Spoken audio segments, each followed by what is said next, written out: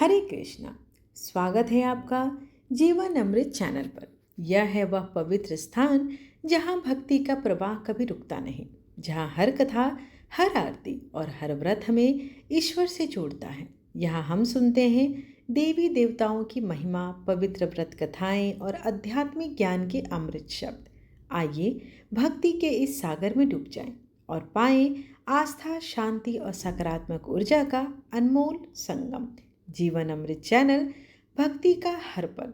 तो इसे like, share and subscribe करें ताकि हर नया भक्ति संदेश सबसे पहले आप तक पहुंचे। आज कार्तिक मास के 10वें दिन आज हम प्रस्तुत कर रहे हैं कार्तिक महात्म कथा का 10वां अध्याय, जो हमें भगवान श्री हरि विष्णु की महिमा और कार्तिक मास में की जाने वाली साधना के अद्भुत फल के विषय में बताता है। इस अध्याय में बताया गया है कि कार्तिक मास में भक्ति भाव से स्नान, दीपदान और हरि नाम संकीर्तन करने वाला भक्त समस्त पापों से मुक्त होकर विष्णु धाम को प्राप्त करता है। यह कथा हमें सिखाती है कि कार्तिक मास केवल उपवास या दान का महीना नहीं, बल्कि प्रभु प्रेम और आत्मशुद्धि का परम अवसर है। तो आइए श्रद्धा और आस्था के साथ सुनते हैं कार्तिक महात्म कथा अध्याय 10। उससे पहले हम भगवान विष्णु और उनके सच्चे भक्त की कथा का भी रसपान करेंगे। आज की कथा एक बूढ़ी माई जिनका नाम कृष्णाबाई था और भगवान कृष्ण की बीच की कथा है। एक बार की गाँव थे कि समुद्र के किनारे एक गांव में कृष्णाबाई नाम की एक बूढ़ी माता जी रहती थी। वह भगवान श्री कृष्ण की परम भक्त थी। वह एक झोपड़ी में रहती थी और कृष्णाबाई का वास्तविक नाम सुखिया था, पर कृष्ण भक्ति के कारण इनका नाम गांव वालों ने कृष्णाबाई रख दिया। घर घर में झाड़ू पोछा, बर्तन और खाना बनाना ही इनका काम था। कृष्णाबाई रोज फूलों की माला बनाकर दोनों समय श्री कृष्ण जी को पहनाती थी और घंटों कान्हा जी से बात भी किया करती थी। तब गांव के लोग यही सोचते थे कि लगता है ये बुढ़िया पागल हो गई। एक रात श्री कृष्ण जी ने अपनी भक्त कृष्णाबाई से कहा कि कल बहुत बड़ा भूचाल आने वाला है, तुम यह गांव छोड़कर दूसरे गांव चली जाओ। अब क्या था, मालिक का आदेश था। कृष्णाबाई ने अपना सामान इकट्ठा करना शुरू किया और गांव वालों को बताया कि कल सपने में कान्हा जी आए थे और कह रहे थे कि बहुत बड़ा प्रलय होगा, गांव छोड़कर पास के गांव में चली जाओ। अब लोग कहे उस बूढ़ी पागल की बात मानने वाले ही नहीं थे, किसी ने सुना भी नहीं और वहीं कई लोग जोर जोर के ठहाके भी लगाने लगे। इतने में बाई ने एक बैलगाड़ी मंगाई और अपने कान्हा की मूर्ति ली और सामान की गठरी बांधकर उस गाड़ी में बैठ गई। गांव के सारे लोग उसके मूर्खता पर हंसते रहे। बाई जाने लगी, अपने गांव की सीमा पार कर अगले गांव में प्रवेश करने ही वाली थी कि उसे कृष्ण की आवाज आई, अरे पगली, जा अपनी झोपड़ी में से वह सुई ले आ जिससे तू माला बनाकर मुझे पहनाती है। यह सुनकर माई बेचैन हो गई और तड़प गई कि मुझसे इतनी बड़ी भूल कैसे हो गई। अब मैं कान्हा की माला कैसे बनाऊंगी। उसने गाड़ी वाले को वहां रोका और बदहवास अपनी झोपड़ी की तरफ भागी। गांव वाले उसके पागलपन को देखते और खूब मजाक उड़ाते रहे। माई ने झोपड़ी के तिनकों में फंसी सुई को निकाला और फिर पागलों की तरह दौड़ती हुई गाड़ी के पास आई। गाड़ी वाले ने कहा कि माई तू क्यों परेशान है, कुछ नहीं होना। माई ने कहा, अच्छा अब चल, और जल्दी से अपने गांव की सीमा पार कर। गाड़ी वाले ने ठीक ऐसा ही किया। अरे यह क्या था, जैसे ही सीमा पार हुई पूरा गांव ही समुद्र में समा गया। सब कुछ जलमग्न हो गया। गाड़ी वाला भी अटूट कृष्ण भक्त था। येन केन प्रकारे भगवान ने उसकी भी रक्षा की और बिना विलंब किए उन्होंने दोनों को सद्गति भी दी। इस कहानी में हमें यही शिक्षा दी जाती है कि प्रभु जब अपने भक्त की मात्र एक सुई तक की इतनी चिंता करते हो तो वह भक्त की रक्षा के लिए कितना चिंतित होंगे।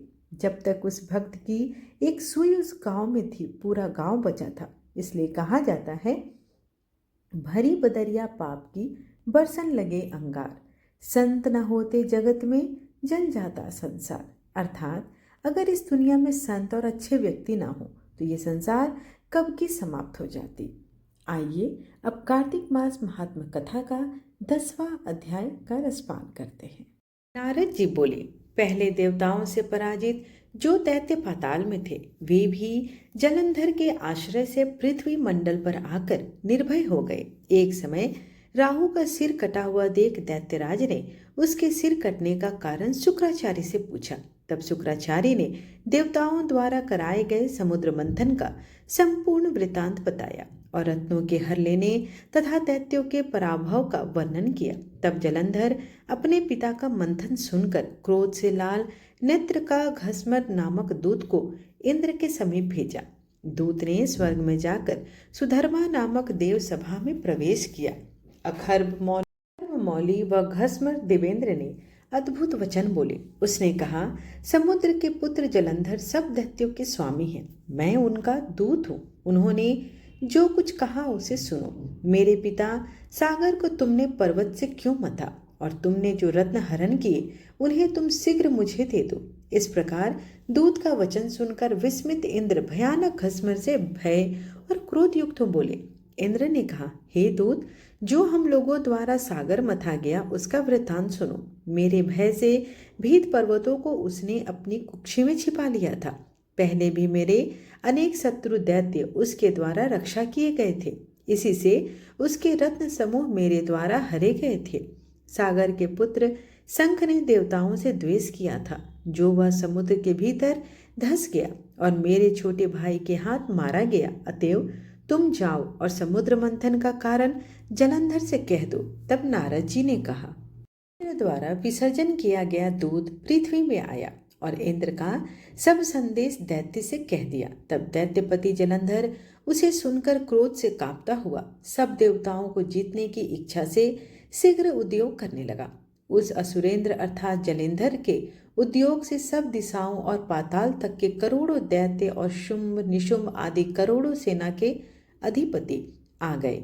तब जलंधर ने स्वर्ग में जाकर नंदन वन में डेरा डाला और स्वर्ग परी को घेर कर स्थित हुआ। बड़ी भारी दैत्यों की सेना को देखकर देवता कवच धारण कर युद्ध के लिए अमरावती से निकले।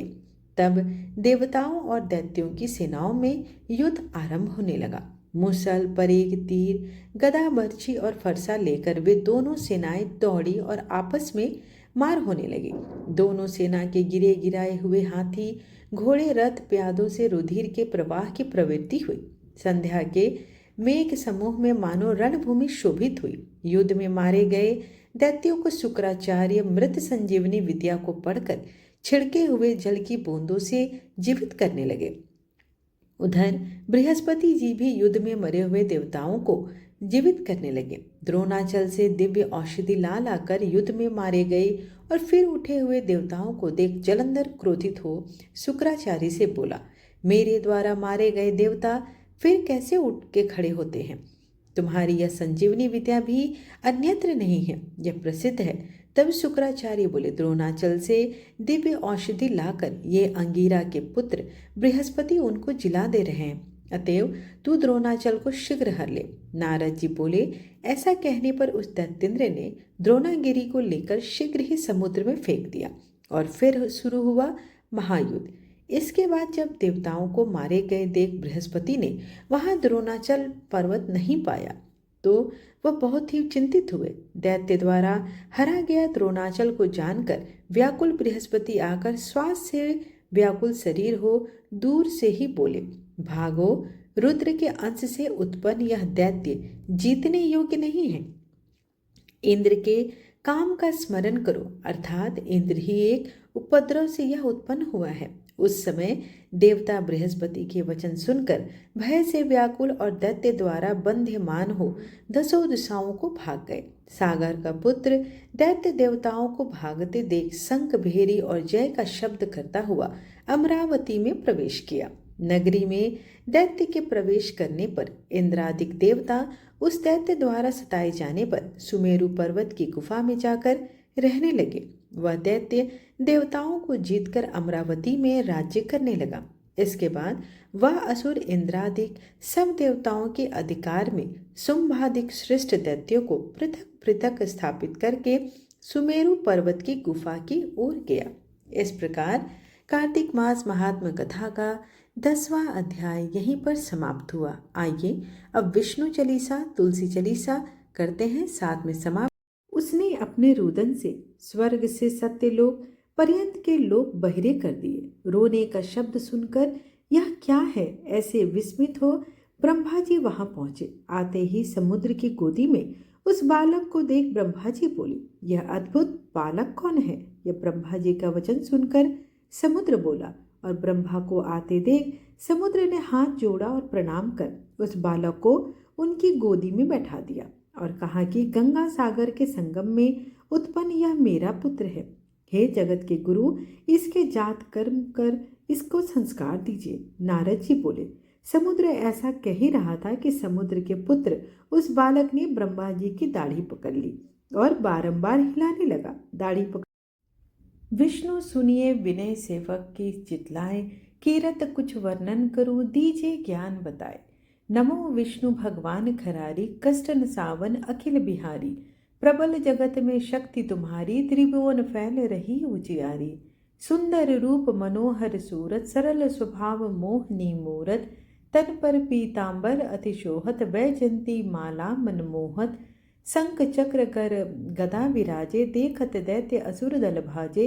सत्य धर्म मद लोभ न गाजे, काम क्रोध मद लोभ न छाजे। संत भक्त सज्जन मनरंजन, दनुज असुर दुष्टन दल गंजन। सुख उपजाए कष्ट सब भंजन, दोष मिटाए करत जन सज्जन। पाप काट भव सिंधु उतारन, कष्ट नाश कर भक्त उभारन। करत अनेक रूप प्रभु धारन, केवल आप भक्ति के कारण। धरनी धेनु बन तुम्हें पुकारा, तब तुम रूप दाम का धारा। भार उतार असुर दल मारा, रावण आदि को संहारा। आप वराह रूप बनाया, हिरण्याक्ष को मार गिराया। धर्म मत्स्य तन सिंधु बनाया, 14 रत्नन को निकलाया। अमिलक असुरन द्वंद्व मचाया, रूप मोहनी आप दिखाया। देवन को अमृत पान कराया, असुरन को छवि से बहलाया। कर्म रूप धर सिंधु बुझाया, मंत्राचल गिर तुरत उठाया। शंकर का तुम फंद छुड़ाया, भस्मासुर को रूप दिखाया। वेदन को जब असुर डुबाया, कर प्रबंध उन्हें ढूंढवाया। मोहित बनकर खल ही नचाया, उसही कर से भस्म कराया। असुर जलंधर अति बलदाई, शंकर से उन किन्ह लड़ाई। हार पार शिव सकल बनाई, कीन सती से छल खल पाई। सुमिरन कीन कर तुम्हें शिवरानी, बतलाई सब विपत कहानी। तुम बने मुनीश्वर ज्ञानी, वृंदा की सब सूरति भुलानी। देखत तीन दनुज सैतानी, वृंदा आए तुम्हें लिपटानी। हो स्पर्श धर्म क्षतिमानी, हना असुर उर शिव सैतानी। तुमने ध्रुव प्रहलाद उबारे, हिरणाकुश आदि खल मारे। गणिका और अजामिल तारे, बहुत भक्त भव सिंधु उतारे। हरहु सकल संताप हमारे, कृपा करहु हरि सिर जनहारे। देखहु मैं निज दरस तुम्हारे, दीन बंधु भक्तन हितकारे। चाहत आपका सेवक दर्शन, करहु दया अपनी मधुसूदन। जानू नहीं योग जप पूजन, होय यज्ञ स्तुति अनुमोदन। शील दया संतोष सुलक्षण, विदित नहीं व्रत बोध विलक्षण। करहूँ आपका किस विधि पूजन, कुमत विलोक होत दुख भीषण। करहूँ प्रणाम कौन विधि सुमिरन, कौन भांति में करहूँ समर्पण। सुरमुनि करत सदा सेवकाई, हर्षित रहत परम गति पाई। दिन दुखी निस्पर सदा सहाई, निज जन जान लेप अपनाए। पाप दोष संताप नसाओ, भव बंधन से मुक्त कराओ। सुख संपत्ति दे सुख उपजाओ, निज चरणन का दास बनाओ। निगम सदा ये विनय सुनाए, पढ़े सुने जो जन सुख पाए। तुलसी चालीसा माता तुलसी को समर्पित है। पुराणों में वर्णित है कि देवी वृंदा ही तुलसी के रूप में प्रकट हुई थी और भगवान विष्णु को देवी लक्ष्मी के समान ही प्रिय है। जो भी व्यक्ति नियमित रूप से तुलसी के पौधे के समक्ष तुलसी चालीसा का पाठ करता है और विशेष रूप से देव उठनी एकादशी, कार्तिक मास और कार्तिक पूर्णिमा पर तुलसी चालीसा का पाठ करना उसके पाप क्षय हो जाते हैं और वह भगवान विष्णु का प्रिय होकर उत्तम लोक को प्राप्त करता है। तो आइए माता तुलसी की चालीसा का पाठ करते हैं। श्री तुलसी महारानी करु विनय सिरनाय, जो मम हो संकट विकट दीजे मात नसाए। नमो नमो तुलसी महारानी, महिमा अमित न जाए बखानी। दियो विष्णु तुमको सन्माना, जग में छायो सुयस महाना। विष्णु प्रिया जय जयति भवानी, तिहु लोक की हो सुख खानी। भगवत पूजा कर जो कोई, बिना तुम्हारे सफल नहीं होय। जिन घर तब नहीं होए निवासा, उस पर करहि विष्णु नहीं वासा।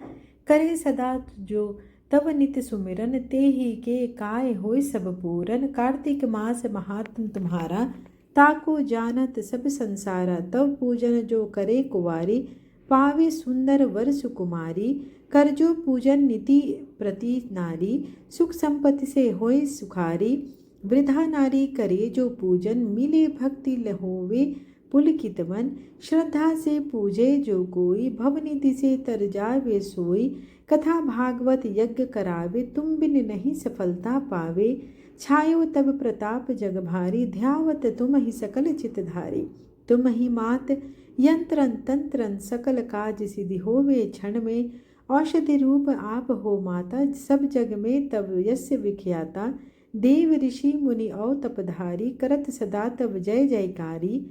वेद पुराणन तब यश गाया, महिमा अगम पार नहीं पाया। नमो नमो जय सुख करणी, नमो नमो जय से दुख हरणी।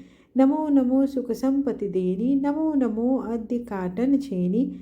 नमो नमो भक्त दुख हरणी, नमो नमो दुष्टन मद छेनी। नमो नमो भव पार उतारनी, नमो नमो परलोक सुधारनी। नमो नमो निज भक्त उबारनी, नमो नमो जन काज सवारनी। नमो नमो जय कुमति नसावनी, नमो नमो सुख उपजावनी। जयति जयति जय तुलसी माई, ध्याऊँ तुमको शीस नवाई। निज जन जो मुजानी मोहि अपनावे, बिगड़े कारज आप बनाओ। करूँ विनय मातु तुम्हारी, पूरन आशा परहु हमारी। शरण चरण कर जोरी मनाओ, निस दिन तेरे ही गुण गाऊं। करहु मात यह सब अमो पर दया, निर्मल होए सकल मम काया। मंगो मात यह दर बर दीजिए, सकल मनोरथ पूर्ण कीजिए। जनु नहीं कुछ नेम आचारा, क्षम हो मात अपराध हमारा। बरह मास कर जो पूजा, तासम जग में और न दूजा। प्रथम ही गंगा जल मंगवावे, फिर सुंदर स्नान करावे। चंदन अक्षत पुष्प चढ़ावे, धूप दीप नैवेद्य लगावे। करे आचमन गंगा जल से, ध्यान करे वो हृदय निर्मल से। पाठ करे फिर चालीसा की, स्तुति करे माता तुलसी की। यह विधि पूजा करे हमेशा, ताके तन नहीं रहे कलेसा। करे मास कार्तिक का साधन, सोवे नीत पवित्र सिद्ध हुई जाई। है यह कथा महा सुखदाई, पढ़े सुने सो भर तर जाई। तुलसी मैया तुम कल्याणी, तुम्हारी महिमा सब जग जानी। भावना तुझे माँ नित नित ध्यावे, गा गा कर माँ तुझे रिझावे। यह श्री तुलसी चालीसा, पाठ करे जो कोय। गोविंद सो फल पावही, जो मन इच्छा होय। तुलसी चालीसा के बाद आरती भी अवश्य करें। ओम जय जगदीश हरे, स्वामी जय जगदीश हरे।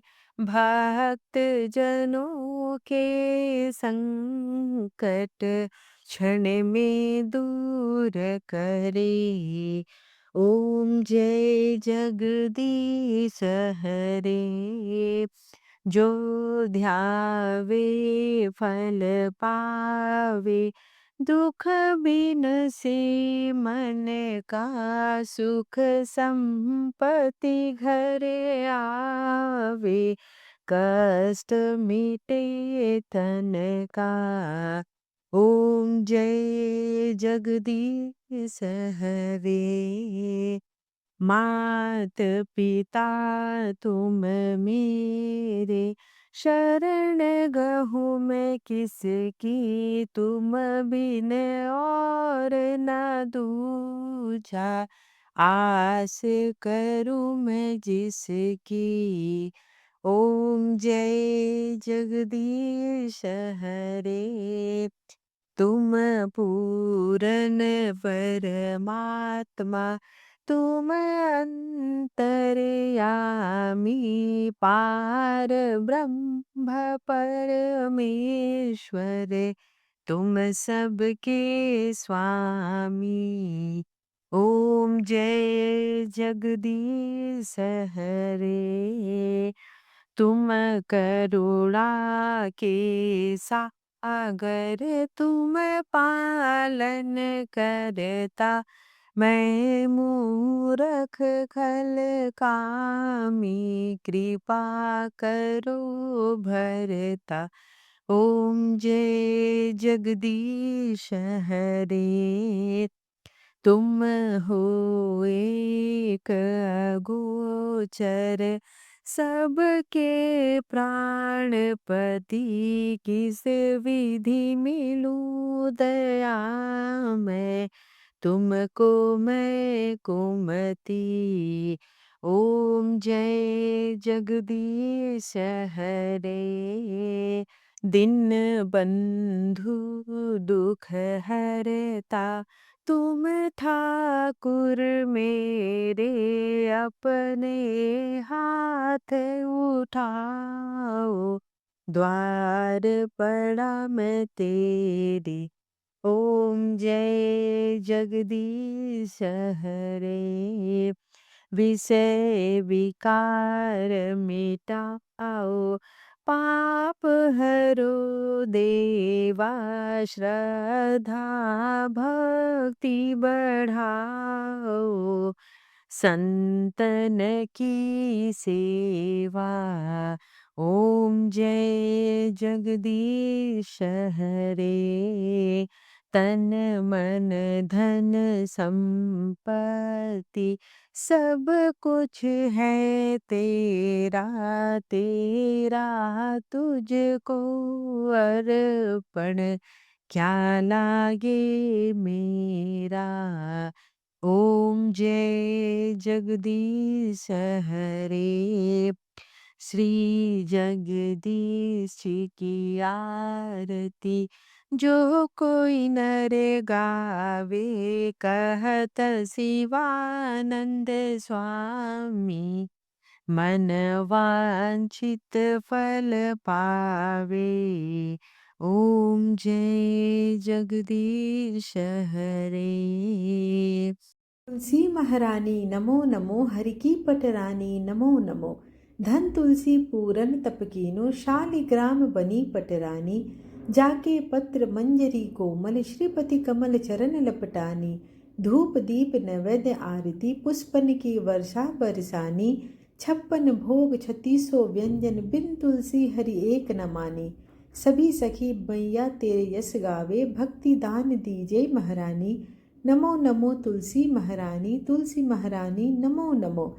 तुलसी महारानी नमो नमो, हरि की पटनानी नमो नमो।